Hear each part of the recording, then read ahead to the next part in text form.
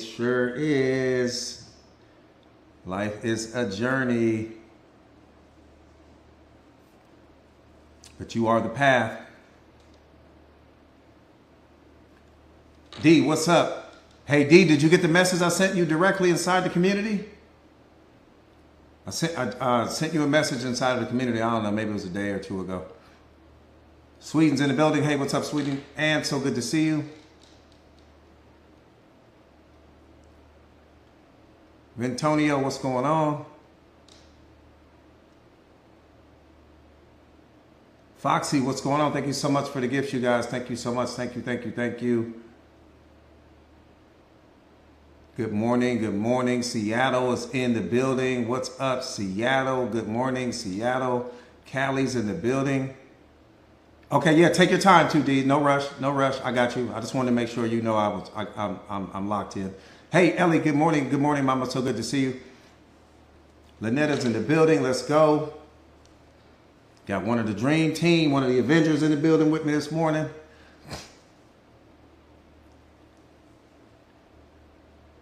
One World Media, thank you so much for that. Thank you so much for that, One World Media. Thank you. Thank you, Alice. Thank you, thank you, thank you. No, I'm not. I wish. It's a beautiful place. I'm not from Seattle, but I wish. It's a beautiful, beautiful place. Hal, what's up, Hal? Thank you so much for that.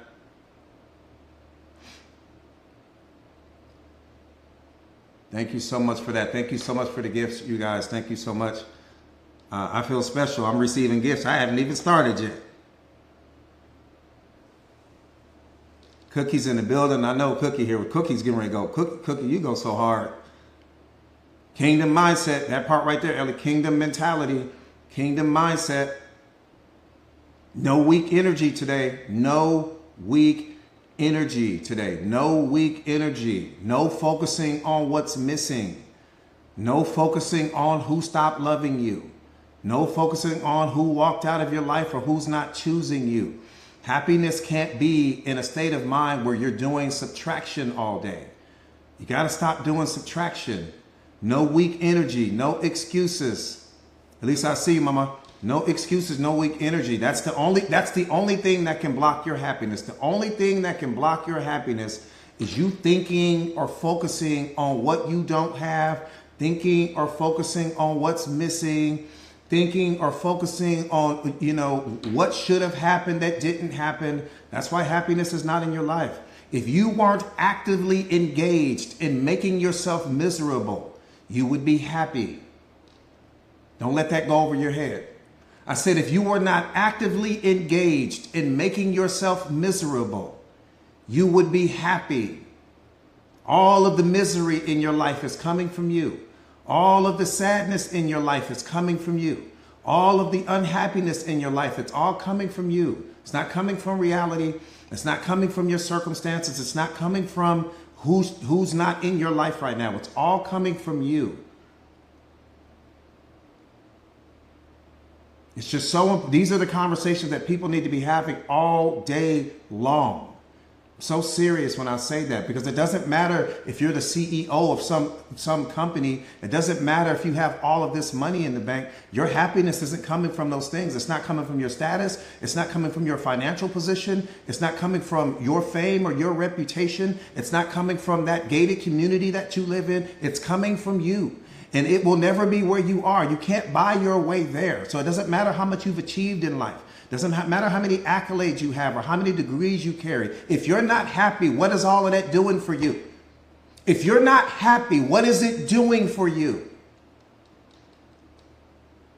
I'm just asking you, because you can't be enjoying it. If happiness is where you are, you're not enjoying anything. So if all of those things that you've slaved to get and worked so hard to get and did all of these things to go and get and break your back to go and get this and put yourself in debt to go and get that and put yourself in debt to go and get this, and you're still not happy, then what was it all for?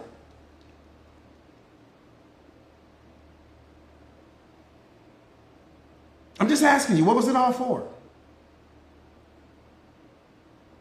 I'm just asking. Somebody told you that the relationship is going to make you happy. Somebody told you that the family is going to make you happy. Somebody told you that all of the degrees and certifications were going to make you happy. Somebody told you that the house would make you happy and the cars would make you happy and the clothes and the jewelry and all of those things are going to make you happy. You're going to be happy. Once you become successful, you're going to be so happy. What happened? What happened? Just tell me what happened. I already know that's a rhetorical question if ever there was one. I can already tell you what happened. You didn't find happiness there. I can promise you that.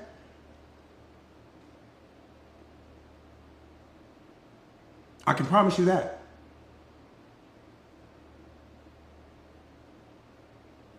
If you didn't bring happiness with you, you didn't find it when you received the certification. If you didn't bring happiness with you, you didn't find it once you got the degree. If you didn't bring happiness with you, you didn't find it once you got the relationship, or you started adding all of those things to your life. You got to understand that there's nothing more important than your internal state of being, because that's what you are projecting onto other people. The chaos lives here. Then we project that onto other people. Doesn't come from the outside in. It comes from the inside out.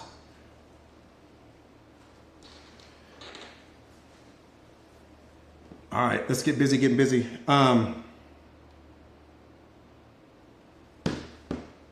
Type me in the comments real quick if you are new to the platform, real fast, please. If you would, type me in the comments if you are new. If you are new, just warm it up, Sefe. You know, we just having appetizers right now, Sefe. Come on, that's my brother right there, man. He already now. He like, man, coach, we having appetizers right now. We just having appetizers right now. No big deal. Everything is fine. Nothing's broken. Nothing's missing from your life. Everything is fine. You're exactly where you need to be. Okay, for all of the people that are new, my name is Jordan Williams. I am a certified life coach.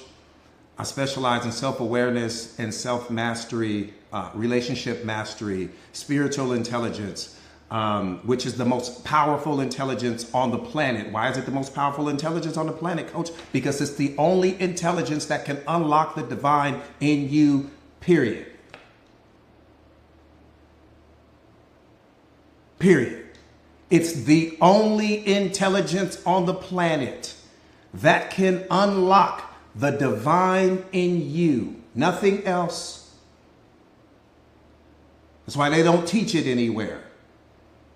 You ain't figured that out yet? You haven't figured that out? You haven't figured that out? Why don't they teach it everywhere? I am also the best-selling author of this book, The Secret of Awareness. How powerful are you ready to be? If you don't have this book right now, and if your goal is to become the most powerful version of yourself, you most definitely need that book in your arsenal to start the journey, start the process to becoming to unlocking the greatness that's already in you. You're already the greatest version of yourself. You're already in possession of that version of you. The difference is, and what the problem is right now, is that you don't have access to the information to unlock that version of you, because information changes situations. It's only through the information that you acquire that's going to unlock the most powerful version of yourself. You can't unlock that version of you any other way. What got you here will not get you there. All of the information that you've acquired throughout the course of your life got you to this moment. Now you need something else that's going to take your life to the next level and take it to the next moment. And self-awareness is the only thing, self-published. Self-awareness is the only thing that will do that for you. And I self-published because the book is too powerful to put the book in anyone else's hands. The moment that you start taking your book to all of these publishing houses and all of, they own the book. I wanted to make sure that no one owned that book with me. I own the book. Happy birthday, happy birthday, happy birthday to you. The moment you take that, if I had taken this book to someone else and let them publish the book, you would have never got the book. They said, oh, no, we can't release this one. No, we'll give him his check, but this book will never see the light of day. Please, I know what I got in my hands. I know what I have. And if you read the book, you know what it is too. It's too powerful. Days, you know that. It's too powerful. Here we go. Too powerful. So the name of the book is The Secret of Awareness. How powerful are you ready to be? The Secret of Awareness. Take a screenshot of it. You can get it on Amazon right now. The book is a bestseller and it's changing people's lives, and there's just certain people that don't want you to have access to the book. Why? Because when you have access to the book, you become unstoppable. When you discover who you are, You become unstoppable. Nothing can guard you. Nothing can stop you. You become unlimited. Bottom line, you become unlimited. You become unlocked. You become unleashed. They can't guard you. No more controlling you. No more manipulating you. You're out of the cage that you built in your mind through your own beliefs, through your own thoughts, through your own fears, through your own introjected beliefs, which are beliefs that someone else handed you. You get rid of the programming and conditioning. You're no longer walking around in all of this fear of all of these other things like that. Man, we don't have time for that. You're too powerful for that. People don't want you to know how powerful you are.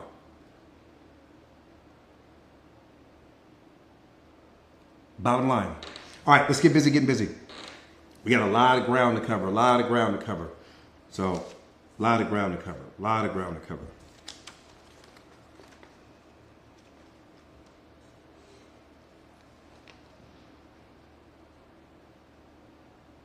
The past does not hold you.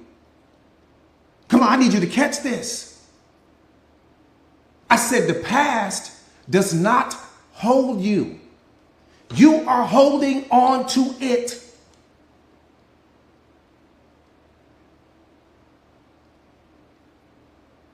The past does not hold you.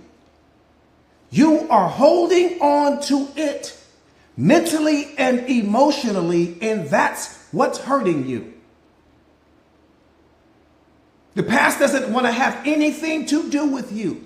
It's not bothering you. It's not knocking on your door. It's not in your way. It's none of those things. The past does not hold on to you.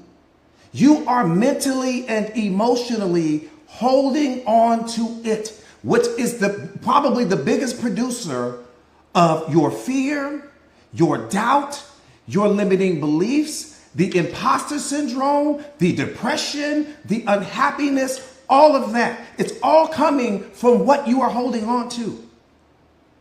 That's not trying to hold on to you.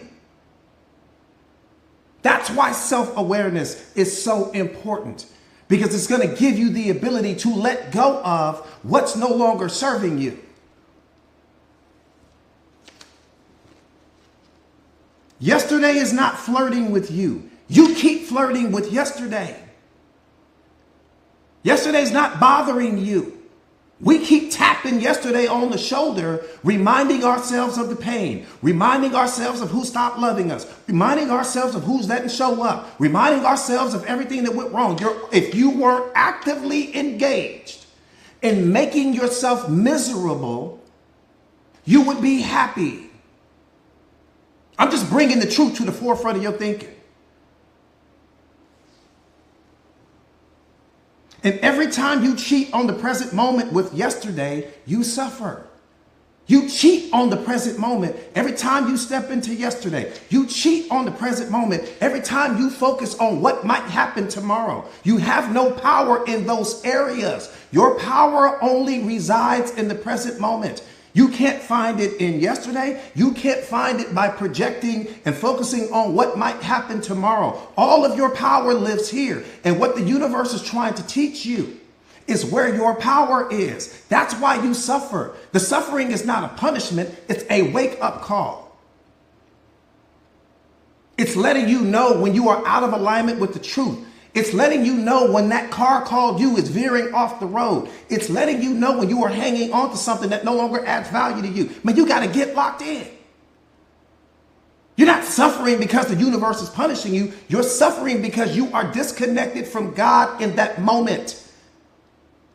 It's an indicator. That's all it is. It's the check engine light to who you are. That's all it is. It's the best thing that ever happened to you. All of the suffering in your life is the best thing that ever happened to you because it's the only thing that can keep you in alignment with truth. You're not in the truth when you step into the future. You're not in the truth when you step into the past. You are only in the truth in this moment.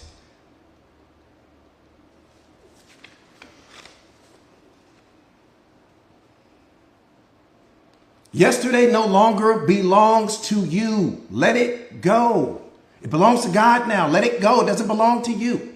Whatever it is you experience, life only gives you two things. It gives you lessons. It gives you blessings. What did you learn? What did we say about yesterday? Just yesterday. What we said about yesterday is this. Yesterday becomes your mirror. And it is a reflection of everything that you don't want to repeat today. That's the only thing that you can use yesterday for. That's the only value that you can extract from yesterday, is looking back to see what mistakes did I make then that I don't want to repeat today. What did I accept or tolerate yesterday that I should have never accepted or tolerated? So yesterday becomes my mirror of reflection. I can use it to reflect so that I don't continue to make the same mistakes over and over and over again, which is keeping so many of you guys stuck. You don't know how to utilize yesterday. You're using yesterday as a weapon against yourself. Using it to punish you. Using it to lower your vibrational frequency. How is that serving you?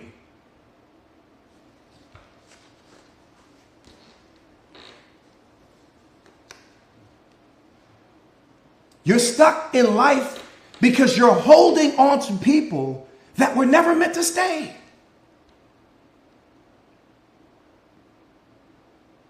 I said you are stuck in life because you are holding on to people and situations that were never meant to stay.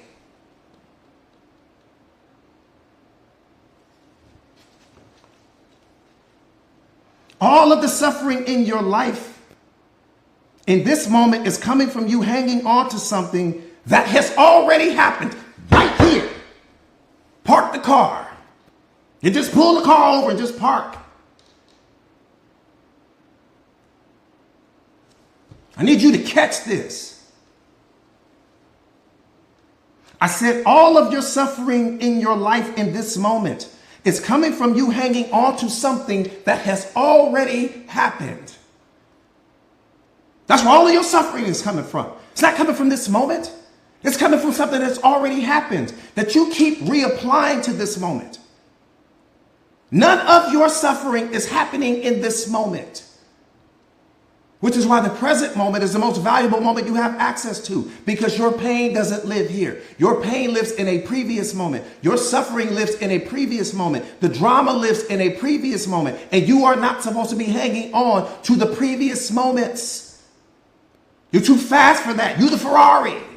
You got time to be pulling over. You got time to be looking through the rear view mirror and focusing on what happened yesterday. I learn from the experience. I grow from the experience. I am the divine. I don't cling to the experience. I don't chase the experiences. I'm not the minivan. I'm not riding around with all of my problems in the back. I'm not riding around with all of my failed relationships in the back. I'm not riding around with the divorce issues and all of that in the back. You don't have time for that. You only have time for right now. It's too much value in this moment. For you to be thinking about a previous moment, you neglect the one that you're standing in.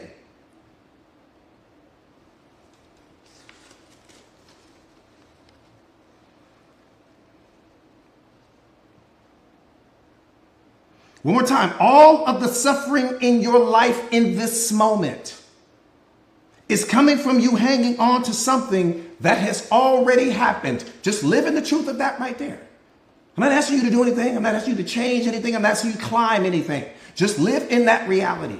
Just to show you how much you are lacking self-awareness. Just to show you how you have turned your mind into your weakness and not your weapon. You are taking yesterday and you have turned yesterday into an instrument that you use to punish yourself.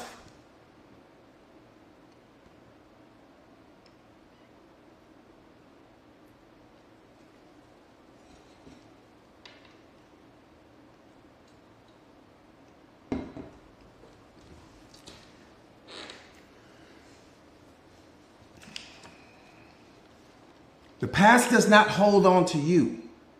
You are holding on to it.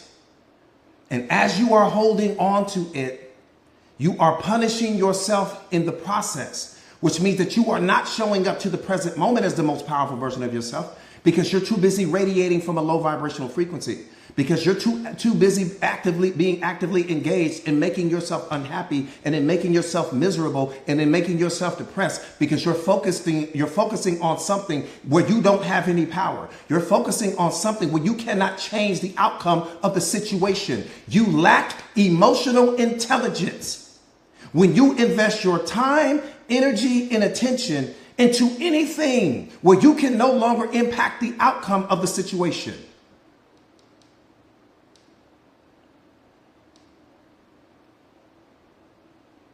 I said you lack emotional intelligence. When you are investing time, energy, and attention onto anything where you cannot positively impact the outcome of the situation. That's wasted energy, wasted time, wasted attention. Why? Because energy flows where attention goes. Whatever you're focusing on, wherever you're placing that attention, your attention is your currency, because it illuminates whatever you place it on.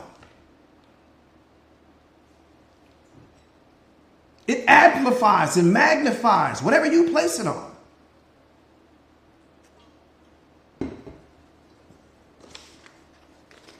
You're too powerful for that.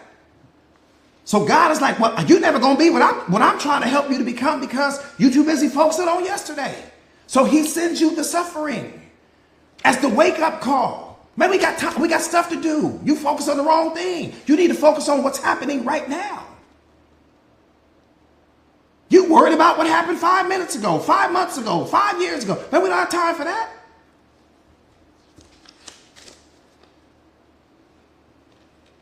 You're too powerful for that. Change is the only certainty in life, but it's what we fear the most. I said change is the only certainty in your life. It's the one thing that you can bank on. But somehow, some way, you programmed your mind to fear that the most. You don't fear hanging on to what you already know. That's what you should fear. You don't fear being the same person you were yesterday. That's what you should fear. You don't fear having the same life this year that you had last year. You don't fear any of that. But you fear change. Change only takes away a version of you that no longer serves you. That's the only thing change removes. It removes a version of you that no longer serves you. You should be welcoming change, not running from it.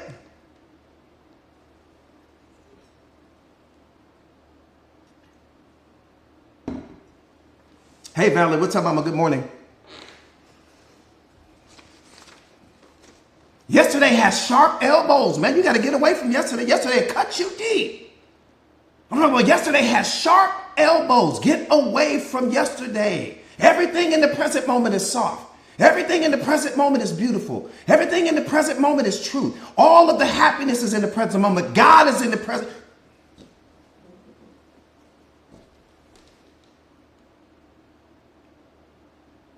God is in the present moment. It's the only place you can experience him. You want to be disconnected from that? That's what you're telling me with a straight face? You want to be disconnected from the Creator? You can't experience him thinking about tomorrow. You can't experience him yesterday. You can only experience him in this moment, which is why the present moment is so precious. Man, I'll go to war with yesterday.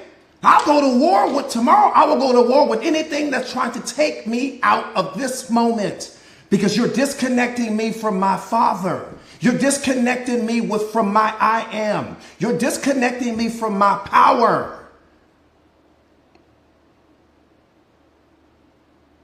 Period.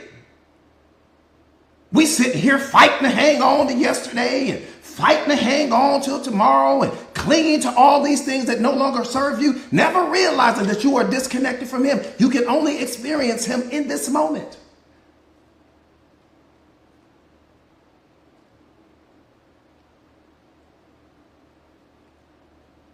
Think about what I'm saying. Where do you solve all the problems from yesterday? You do it in this moment. Where do you solve all of the problems that may arise in your tomorrows. You do it in this moment. Where do you experience love? In this moment. Where do you experience happiness? In this moment. Where do you experience God? In this moment. Where are you going to fix everything? In this moment. Where's the therapist trying to get you to stay in this moment? Where's the psychiatrist trying to get you to stay in this moment? Everything happens in this moment. Suffering happens outside of the moment.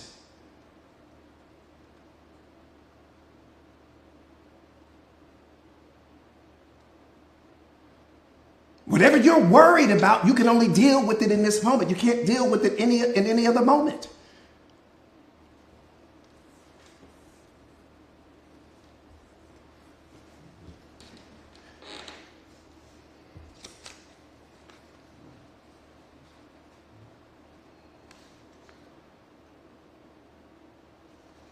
You can only deal with it in this moment.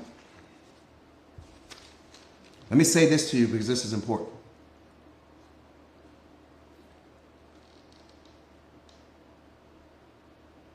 Let me say this to you because this is important. People don't treat you how you deserve to be treated. They treat you exactly how they treat themselves. I need you to catch this. I said people don't treat you how you deserve to be treated. They treat you exactly how they treat themselves. A person will never love you the way that you deserve to be loved. They will only love you as deeply as they love themselves, which is why self-love is so important, because no one is a mind reader. People aren't mind readers. They don't know how to love you. They don't know how to respect you. They don't know how to appreciate you. They only know what they know because they only have access to their own programming and conditioning. They don't know how to love you. They don't know how to support you. They don't know how to be there for you. They only know what they know. They only have a map to themselves. They don't have the map to you. So how am I supposed to know how to love you unless you teach me? How am I supposed to learn how to respect you unless you teach me? How am I supposed to learn how to show up for you unless you teach me? You the teacher. But if you're not loving yourself, what are you teaching me? If you're not respecting yourself, what are you teaching me? If you don't show up for you, what are you teaching me? You giving me the blueprint. And then you sit here complaining, talk about you don't love me, you don't love you. I followed your roadmap. You don't respect you. I followed your roadmap. You don't show up for you and go to the gym consistently and invest in yourself. I followed the roadmap that you gave me, and now you complaining because I'm a reflection of you. Truth is about to kick the door off the hinges. What we doing?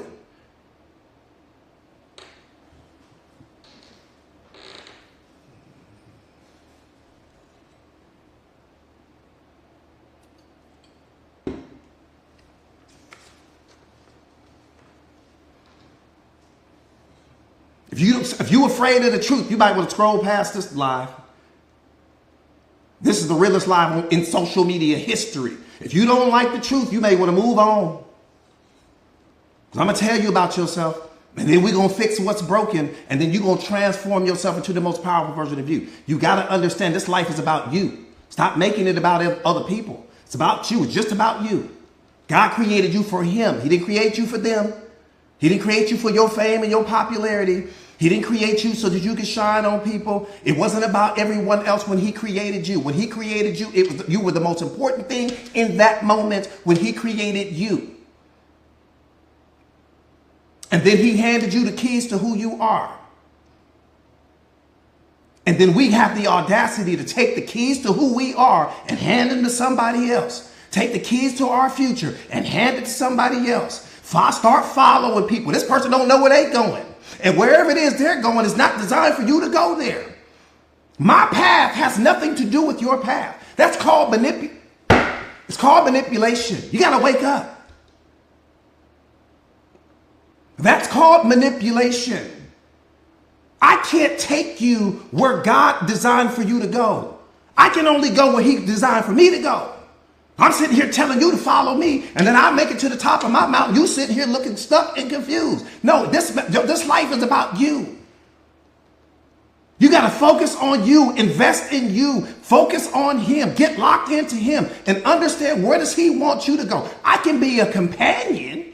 I can be a travel guide with you. I can go with you and help support you and be the wind behind you and all of those things, but you have to know where you are going. I can't tell you, following me won't take you to where God wants you to be. Now I'm just giving you the truth that someone else won't give you because they want you to keep investing in them and keep helping them get up their mountain and keep helping them become the most powerful version of themselves. And then when you get there, this person then transformed into something that you no longer recognize. And now you sitting here stuck and confused. Got to go all the way back to square one again.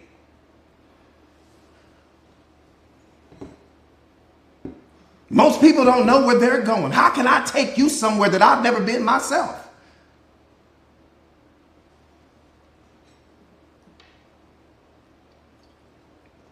But see, we all got programmed to follow this person. Yeah, when you jump into the relationship, follow that person. Follow them where? You following their plan for your life or you following God's plan for your life? Whose plan are you following?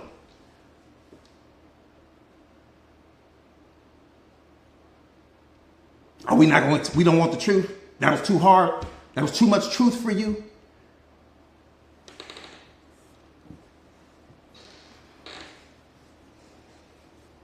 That's why most people are stuck. You following somebody else's plan for your life.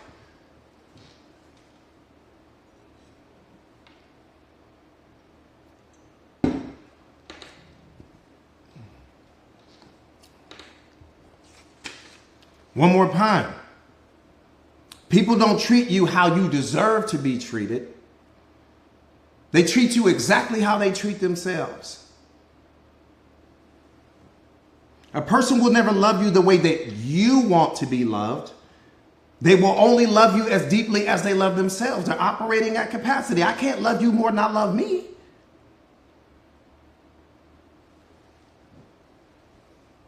Which is the number one reason why self-love is the best love, because no one will ever love you more than you love yourself. Wake up.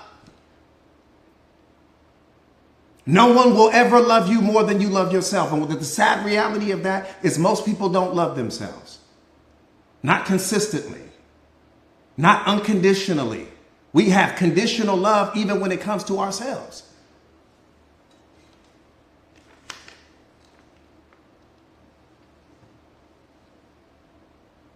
Let me say this.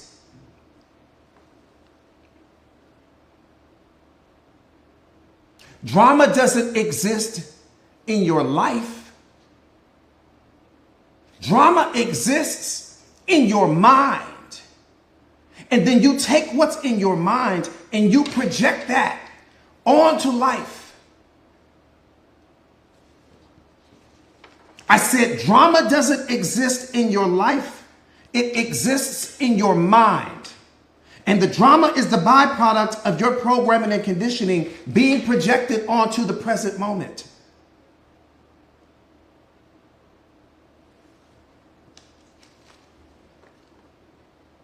The present moment doesn't create drama. Your reaction to it does. I said the present moment doesn't create drama. Your reaction to the present moment creates drama. The should story about how you think things should have gone creates the drama. Your programming and conditioning being projected onto the present moment creates the drama. You don't have drama outside of you. All of the drama exists in your mind, and you project that onto the present moment.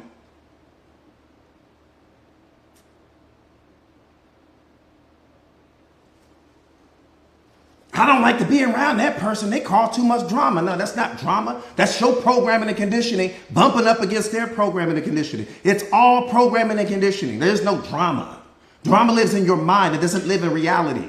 Reality doesn't create drama. Everything in reality is neutral. You bring the drama when you show up to the scene.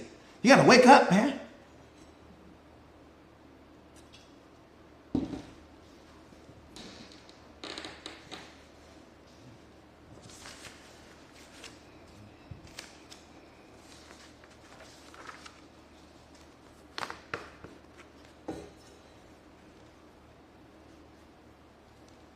Most people, you know what? Most people didn't know that. Most people don't know that. We think that the drama is outside of this. No, the drama exists in your mind, and the drama is the byproduct of your programming and conditioning bumping up against reality. Why? Because reality is neutral. Your programming and conditioning is all of your should stories. This should happen. That should happen. I need this person to be a certain way. I need that person to be a certain way. I need you to respect me this way. I need you to act this way when you're around me. And anytime that reality is out of alignment with what you think should be happening in that moment, you call it drama. Anytime that someone wants to move the way they want to move and it's out of alignment with what you think should be happening in that moment, you call it drama. Anytime that your partner wants to take their life and go and do something that benefits them in that moment, which is out of alignment with what you wanted them to do, you call it drama. Anytime someone disagrees with your programming and conditioning, you call them difficult. You call it drama. Drama exists in your mind. It doesn't exist in reality. Reality does not create drama. Your reaction to reality creates drama.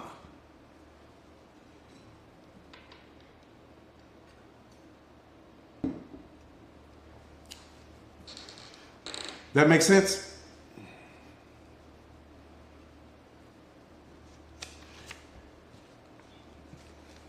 All right. So I promised some people, let me switch gears, because I promised some people yesterday that I would cover fear today. Big homie, what's going on, big homie? I promised some people that I would cover fear today, so I want to do that. I want to keep my word to those people. Are any of the fear people here from yesterday?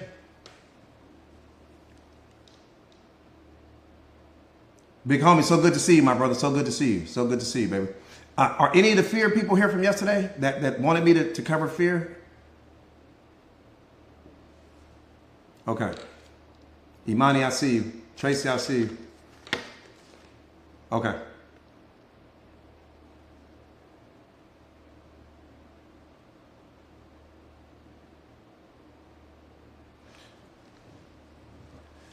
It's going to hit you in the chest. You might want to put your seatbelt on right now. I promise you. Put the seatbelt on. Barbie, put the seatbelt on. Tight. You might want to put two of them on for this conversation. I got you, Benny. I got you. All right, here we go. Here's the first thing that I want to say. Fear of not being good enough is ensuring that you never become the most powerful version of yourself. I said fear of not being good enough is ensuring that you never become the most powerful version of yourself. How is that, coach? Because that can only lead me to believe that you have already convinced yourself that you are not enough. I'm not worried about what the present moment is showing me. I'm worried about that belief that you secretly created in your mind that you aren't enough. Enough for who? Whose ruler are you using? What standard are you using? What metric are you using to measure yourself with? Enough for who? Every single person walking on the face of this earth is a guest at best. God is throwing the party. It's his party called life. Every single person that you see is only a guest at his party. You worried about the guest? They don't have any power. They don't have any more power than you. You worried about their opinions and what they think about you and whether they're loving you or not. Or all of their power comes from one source, the same source you get yours from. What are you worried about them for? You focus on the guest. You need to focus on the one that's throwing the party. Damn the guest. Any power that they have is coming from him. Which is where all of your power comes from. The only thing you need to be focused on is him. Not the guest, not their opinions of you, not their criticisms, not what they think and their programming and conditioning being projected onto you. They're not loving you. They couldn't love themselves. You worried about someone not loving you who didn't have the capacity and the ability to love themselves? You worried about that? Coach, they walked out of my life. They had walked away from themselves. They don't know who they are. People are disconnected from source. They don't know who they are. You're worried about the wrong thing. Get to the top of your mountain where your whole vision will change. Your perspective will change. Your beliefs will change. Everything changes when you are standing at the Mount Everest of who you are. You sit here thinking from the base of the mountain. That's the wrong perspective.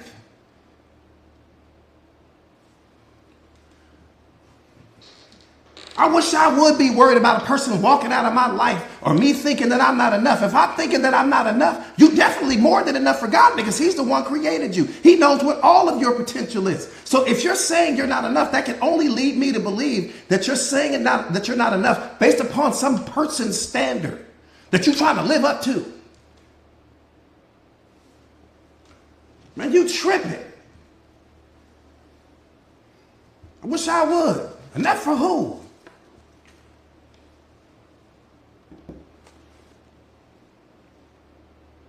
How can you claim? Oh, we doing 200 in the Ferrari right now. We doing a full-blown 200 right now. I'm so pinned to the back of my seat right now. How can you claim to be a man or woman of God when fear is ruling your life? Make that make sense to me.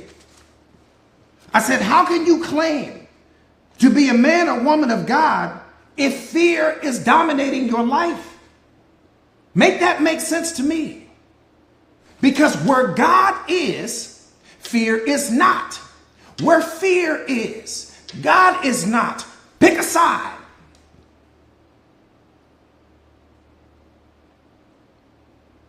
Fear is a reflection of your programming and conditioning being projected onto the present moment. That's it.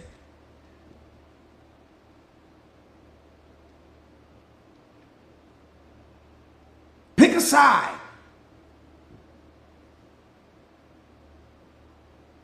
Coach, I love God, but I'm afraid. That don't even go together. Coach, I'm a man or woman of God, but I'm afraid. What are you afraid of? What are you afraid you're going to lose? What are you afraid you won't be happy without? What are you afraid you're going to discover about yourself? No one fears the unknown. What you fear is the loss of the known. That's where all of your fear is coming from. You don't want to step outside of your comfort zone. You want to hang on to who you used to be and transform into who you're going to be all at the same time. You think it from the perspective of who you used to be and trying to think from the perspective of who you're going to be at the same time, and you're oscillating between the two. You're confusing your own brain.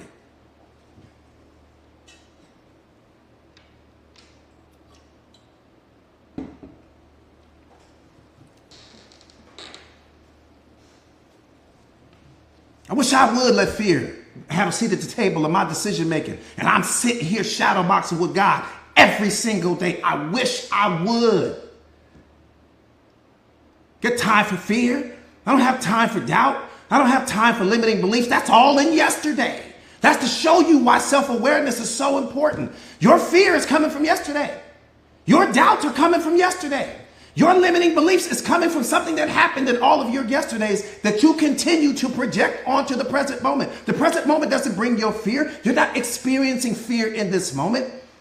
Most people aren't living life because they're too busy remembering one. That's what you do when you drive in the car in reverse. You looking through the rearview mirror. No, you got to focus on what's in front of you. God is giving you the experiences. He's adding certain people to your life. There's nothing to be afraid of. Life only gives you lessons and blessings. That's it. It's either going to be a lesson for you, which you win, or it's going to be a blessing for you, which you win, which can only mean that you're always winning. But it's the meaning that you keep attaching to the situation that's creating all of the fear. You create the fear based upon the meaning that you attach to the situation that you're pulling from something that you've already experienced.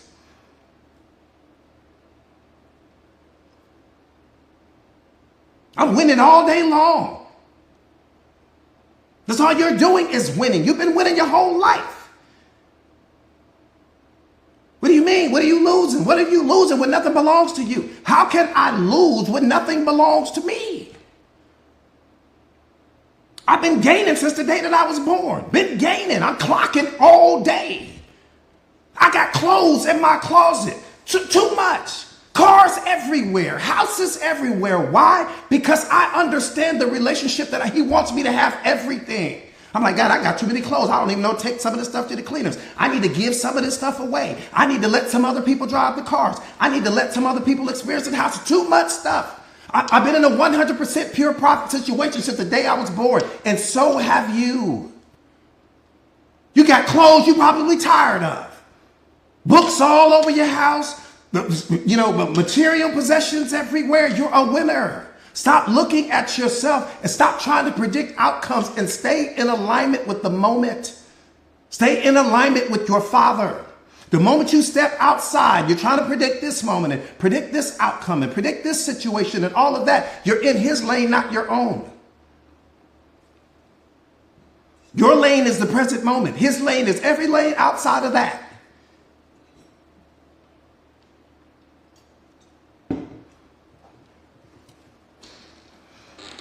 Been a winner your whole life. You ain't lost nothing yet.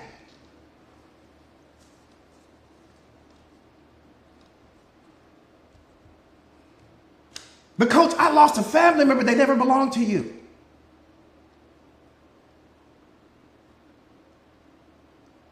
That's what's hurting you. They never belonged to you.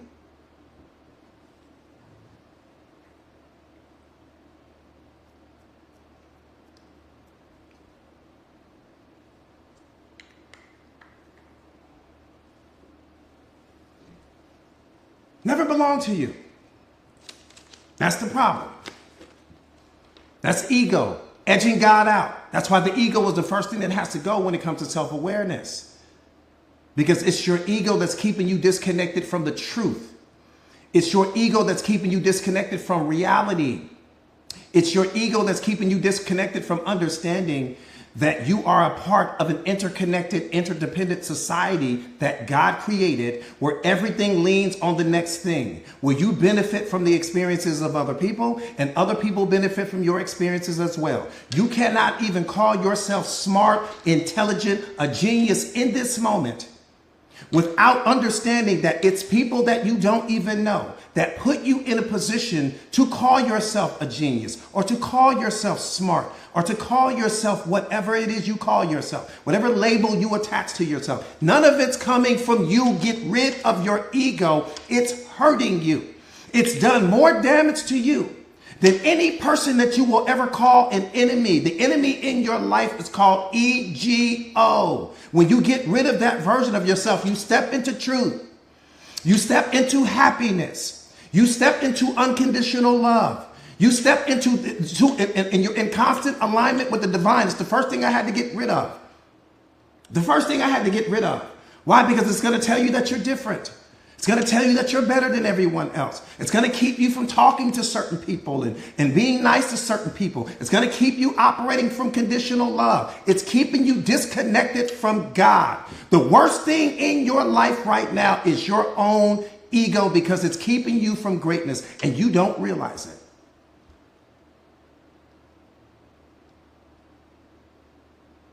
I'm telling you, I'm just giving you universal truth right now. You don't have to do anything. I'm not asking you to get rid of anything. Hang on to it. If you think it's working for you, hang on to it.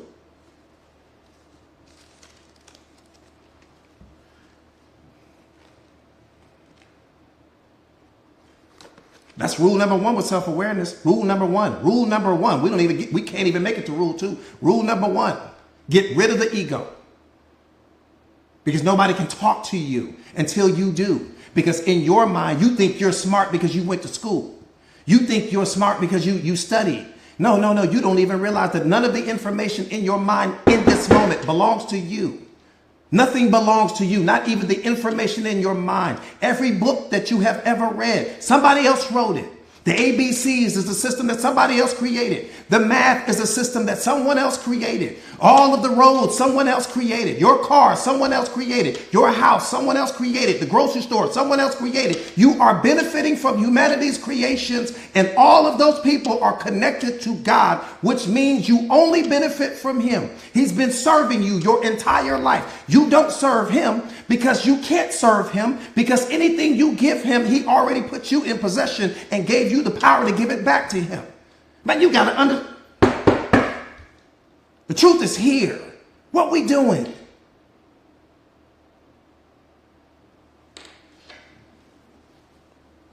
The audacity for people to walk around with all of this arrogance. The audacity for me to call myself a genius without first highlighting every single person that God has put in my path that gave me some information. Let me qualify that. When you showed up, there was nothing in your mind. Your mind was a blank canvas, which means that every single person that you encountered after that started making deposits into you. Nothing in your mind came from you. And then that puts you in a position to build a life, to start a family, to have relationships, to be able to become a high-level communicator, to go and get a job so that you can create some financial resources, so that you can take care of yourself, and all of these things. And we walk around with so much arrogance. That's your ego. When nothing comes from you, you showed up to the party. It was a buffet. You didn't bring anything. You didn't have anything in your hand. You just received. You've been receiving your entire life. We got the audacity to think that we're losers, or we're not enough, or we're not special. How are you not special? He's been blessing your life this entire time. Sometimes he does it directly. Sometimes he does it indirectly. You can get on the phone right now, call the police, they come in. You can get on the phone right now, call the fire department, they come in. You can get on the phone right now, call the EMT, they're coming. He's sending them. You sit here looking at yourself through the wrong filter because you're operating out of your ego. Man, get rid of that. It's the worst thing you got in your life right now.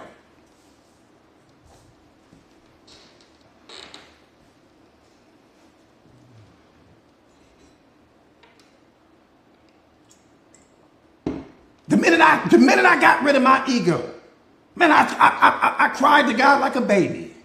I said, oh, I'm sorry. I didn't even see it. Cried like a baby. Because in that moment, I understood that I was the problem. In that moment, I understood all of the disrespect and the hurt that I caused other people. In that moment, I understood that he wasn't tripping on me. He understood, he knew, wasn't mad at all. Said, go out and create. Go build. Go do something. Go be something. Go put fires out. I created you to be just like me. So that's why abundance has to be in your life. Okay, maybe you don't want the mansion. I get that.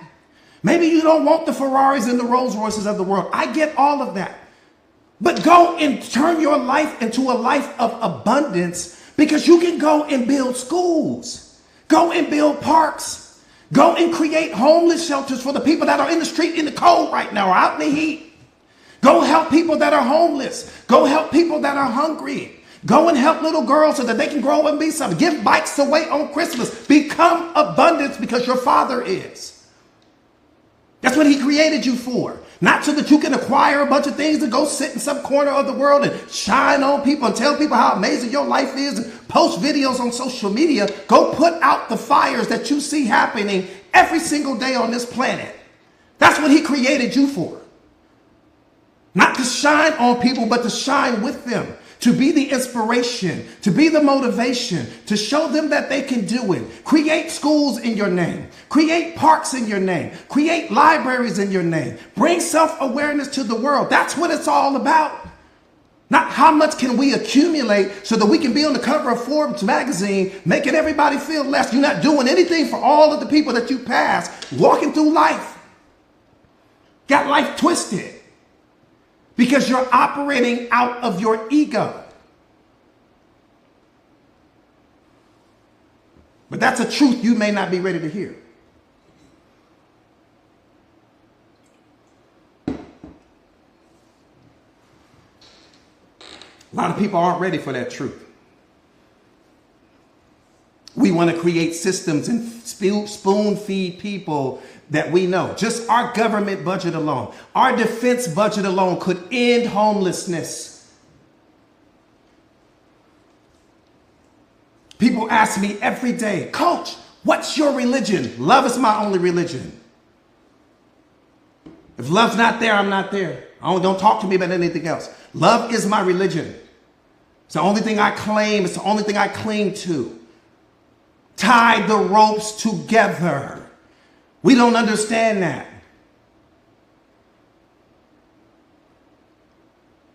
But this story, love is my only religion, Moni. It's my only religion. I'm going to give it to you every time I see you.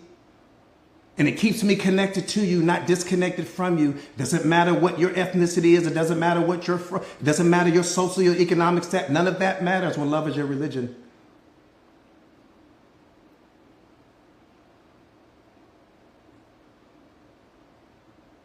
Coach, are you Christian? Are you this? Love is my religion. I keep telling you. So I need you to understand this.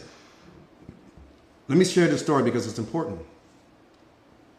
And I've told your story to you guys before, but you'll understand why I've taken the position that I've taken.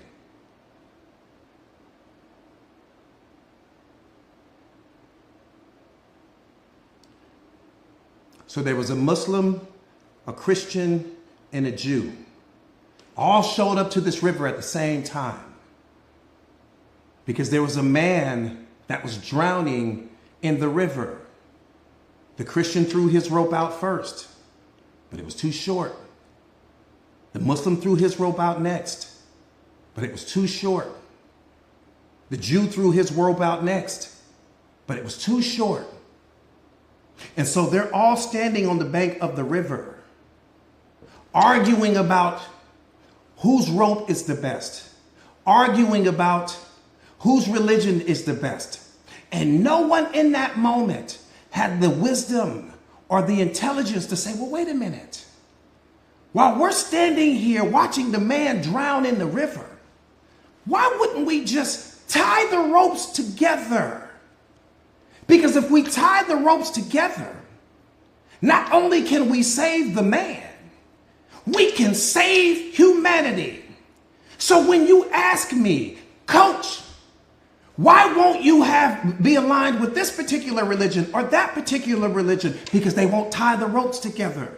I don't want to be associated with anything or anyone that's not willing to tie the ropes together to end homelessness. When we have all of the money, when we have the manpower, when we have the resources, when we have the intelligence, when we have everything we need, it terrifies me to know why people won't tie the ropes together. You can disconnect the ropes when we're done.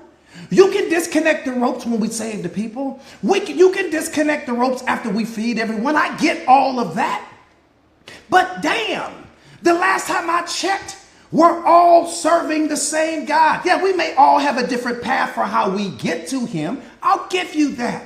But damn, you mean to sit here and tell me with a straight face that you don't think that that's what he would want us to do? To tie the ropes together, when once we tie the rope together, we can end all of our problems. All of our problems are self-created.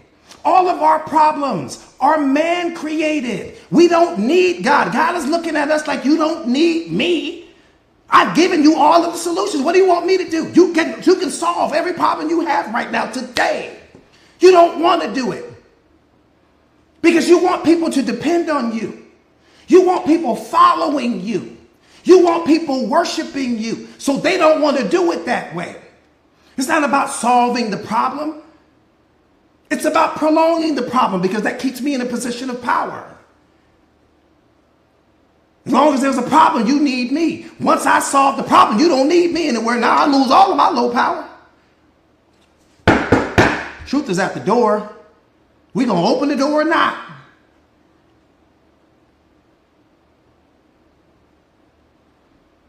I'm just asking.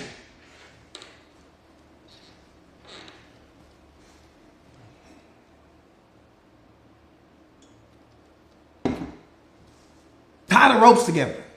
It's that simple. It's not a math problem. It's not difficult to figure out. God cannot bother doing for us what he gave us the power to do for ourselves. It's that simple. Because if he does that, he cripples us. Because then he's going to always have to save us, so that way we never grow, we never evolve, we never learn, we never become a reflection of him, if he's always saving us from problems that we are creating ourselves. This is not a problem that we need him to save us from. This is just a problem where people just don't want to tie the ropes together. And that's what scares me the most. The why scares me more than anything else.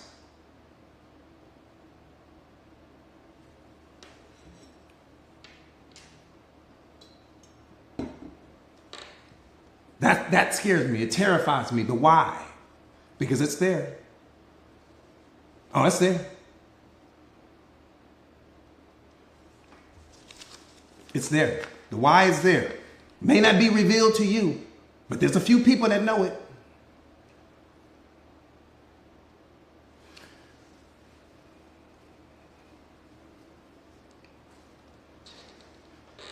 That part right there, Nikki. That part right there, Nikki. That part right there. You mean to tell me we got all the manpower? Nikki, come on, Nikki, come on. I'm not telling you guys that that's not the truth. I mean, damn, I can understand if you consider like, Coach, well, I mean, that's not really the truth. No, that's 100%. That's God's truth. Not even my truth. We got all of the manpower. We have all of the financial resources. I'm talking about just all of the major religions, right? We got all of the manpower. We have all of the financial resources. We most definitely have the intelligence. We have every single thing that we need. Why are we not doing it?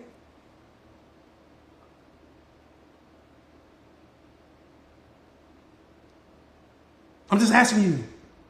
Maybe you know something I don't know. Why are we not doing it? That's why I stay on self-awareness. That's why I focus on what I focus on. Because I don't want to be disconnected from anything. I don't want to be attached from anything. I don't want to be connected to anything that's going to keep me from saving someone or helping someone or drowning in the river to help someone that may be drowning in that moment or whatever the case may be. I don't want to be a part of anything that's going to keep me separate from what I know he would do in that moment if he were standing here. It's that simple. But we love him.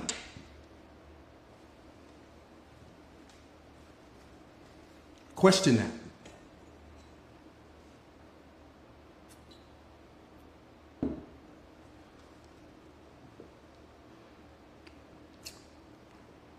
All right.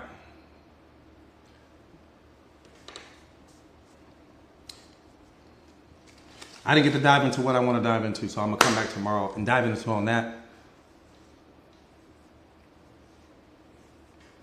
That part right there, that ego, that greed, that power, that I want to be important. I want you to look at me, worship me. I want to be remembered like Jesus was. I want to be that. I want to be remembered forever. I don't want to solve the problem, because if I solve the problem, they won't need me anymore.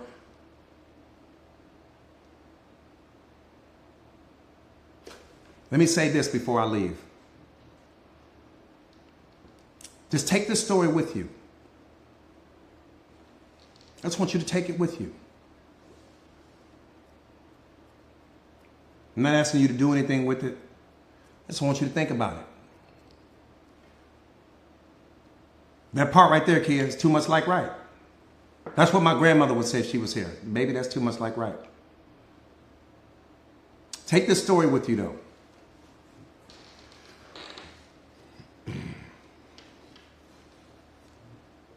I want you to think about fire for a moment. Just think about fire for a moment. The story that I'm getting ready to give you is going to tie it all together. It's going to make it make sense in your mind. Just slow your mind down for just a second and just catch the story. I want you to think about fire. Fire is powerful. And so there was a man that God blessed with the ability to make fire. Think about what I'm saying. Fire is complex. There's no way that the first human being that was ever put in a position to make fire, you can't stumble upon that. That's not something that you can stumble upon. Think about what I'm saying. You know how difficult it is to make fire from nothing? Now, you and I may be able to go out in the forest and make fire right now. Well, why would we be able to? Because we've seen all of the different examples. We know how it goes. But someone was that first person. Well, where'd they get the example? So God blessed this person. Watch this. With the ability to make fire. And he told him this. He said, listen, my children are cold. They're freezing up in the mountains. I want you to go and teach them how to make fire. But you cannot receive any praise. You cannot receive any gifts. You cannot receive any rewards, no parties, no celebrations. Teach them how to make fire, and then you leave. The man said, I got it. He said, Father, I got it. He said, no celebrations, no rewards, no gifts, just teach and leave. He said, I got it. So he went way up in the north and he encountered this village. And when he encountered the village, the first people that he walked up on, he said, I want to teach you something. I want to teach you the art of making fire. But they didn't know what fire was. They had never seen fire. So he pulled out all of his tools. He gathered everything he needed. And he made fire in that moment, right in front of them.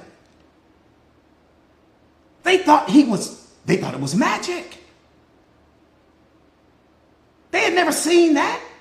Think about what I'm saying. If you've never seen fire in the history of your life, and here this person makes fire out of nothing, it can keep you warm.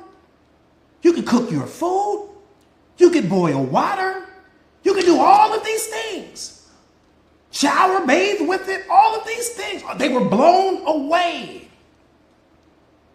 And so that night he went to sleep. He woke up the next morning. Now the people in that village wanted to throw him a celebration. They wanted to throw him a party for the man that taught them how to make fire.